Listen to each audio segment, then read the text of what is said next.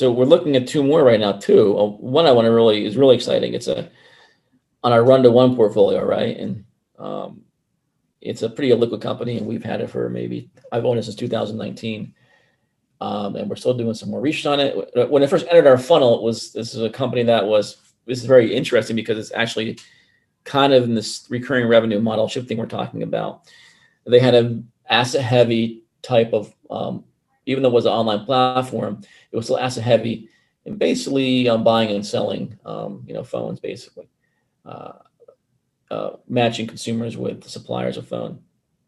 And they took the technology that was powering that platform, and now they're actually selling that software and that technology as for licensing and recurring revenue kind of fees. And they've just hit, I think, that pretty interesting inflection point where that's really starting to take off. Obviously, COVID helped with that, probably get that going a little bit. So you have a situation where you have a company that's actually growing revenue pretty nicely, and I think like 25-30% finally. But they have really low gross margins of like, I think 10% or something. So what I want to find out now is like, what do we get this double whammy effect eventually here of revenue growth accelerating, and we get much higher gross margins, maybe into that 30, 40, 50% range that can occur maybe with this software model license. And then what they have really nice is, I noticed, Jan, great operating leverage. They had an increase in 26% in revenue and a decrease in the OpEx. So this is very, very powerful stuff going on here if they can find a way to continue to grow revenue, get more licensing revenue. And it's not easy to reach the company, and I really want to learn more about the model. I don't want to make the assumption that gross margins are going to increase, but even if they don't, they have that really nice operating leverage. Pretty interesting to watch here. And further, they're doing some stuff too, to de-risk the balance sheet too, right? So maybe you can talk about that a little bit without. For sure. I mean, it's really, really interesting situation. I mean, it just goes on to show how well we know the space. Like, I mean, Maj, has been doing this for forever. And I mean, I know that for myself because I used to have my own newsletter that was looking at OTC stocks. And after some point, you just know all the companies, right? Or most of that are worth it. And that allows you to really, kind of sit back and really try to find the ones that change over time. And there's a lot of them because a lot of them are just, great companies. They are really just, pressured by whatever micro situations, could be the management or whatever have you. But, 1 or 2 years down the line, you wake up and you see like, wow, this company is trading, 1 times below price to sales, while it's, the sales are, above 10 million, a year. So it's for a micro cap, it's a pretty substantial amount. And I mean, that's like 10 million a quarter, and they do more than that. Yeah. So basically, that's really interesting. Actually, I think they did like 25. I think they did over 20 million for the quarter, right? Yeah, exactly. Yeah. Just even more than that. So I mean, it's really, really big revenue stream for a company that is valued, below a share first, below $1, and obviously that always depends on the share count and things like that. But you have this kind of clear idea that this is a large company that has been just kind of forgotten by the market. They had some maybe slow developments, but now it seems that they're really going at it. And I think management is very bullish.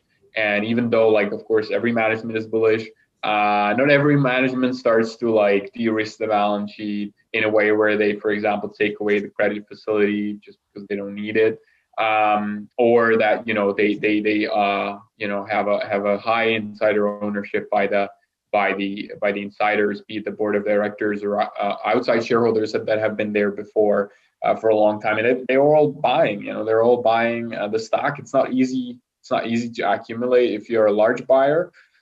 So they have all sorts of things that are going for them very well. And I mean, like, all around, it seems like a great opportunity. Yeah. And as Maj said, that's basically the margin story and things like that you can find through initially perhaps the screeners, but then when you look at it more in depth, you can find this stuff, right? And the beautiful thing about these turnarounds is the re-rating evaluation, because when a turnaround goes from to a less risky proposition with some growth, the market's going to give it a higher valuation. So in this case, we have a situation where maybe the company is going to finally have some consistent growth. de-risked its balance sheet, got rid of all its debt. They, like you said, got rid of the credit facility, also paid off what was left on it. It got basically got rid of some dilutive securities, where the actual instead of getting paid off, a lot of the insiders who or the investors who had these companies want it in stock. So you have a situation where this company is selling at a price of sales. I think you said under point, was it point around 0.5 or so? Like, well, but yeah, 0.5. If you do the full dilution, the dilution thing, it's about like 0.5, which is just insane. Which was probably the right evaluation for the risk that was there first. It was being priced to go bankrupt, really, in my opinion. Now you have a situation where this thing, what if it gets a 3 to 4x on revenue? Why couldn't it? If the multiple, if this recurring revenue model really starts working, and they start getting more licenses there, this could be one of those magical kind of things where you're getting a 6 to 8, 10 multiple, right? Because apparently, I believe they may have the best technology for these running these kind of platforms, they're committed out there to buying stock. They've been buying stock for 3 years. They just approved another buyback program. Now, when I say buyback, I mean the company itself is buying back stock, and insiders are buying stock too. So it's just, you're just getting a perfect storm here, in my opinion. I'm like, you gotta be kidding me. And that release came out, it was probably us buying it and some of our members, and just no one else cared, right? Yeah. It's a $100 million company or more now. Yeah. And it's insane. Like who takes away their credit facility? Like I've never saw that in my life or whatever, right? Like usually you just have it there for a reason. But so this is super interesting, and I mean a lot of it. The research that we got so far is really cool, and we share it with our members a lot. And it's already up a bit, but it's still like nowhere. I think where we can finally see it in the future. That's like a football. Give me the ball, right? It's like you're just give me the ball. I'll take everything else. Take everything else. And they're that ballsy right now where they're saying, we don't need that credit facility. And what's also interesting too is we found some hidden kind of verbiage and documentation that kind of might hint to this company being taken over by one of their customers.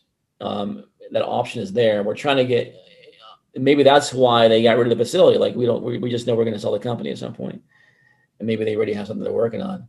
But this is going to get exciting.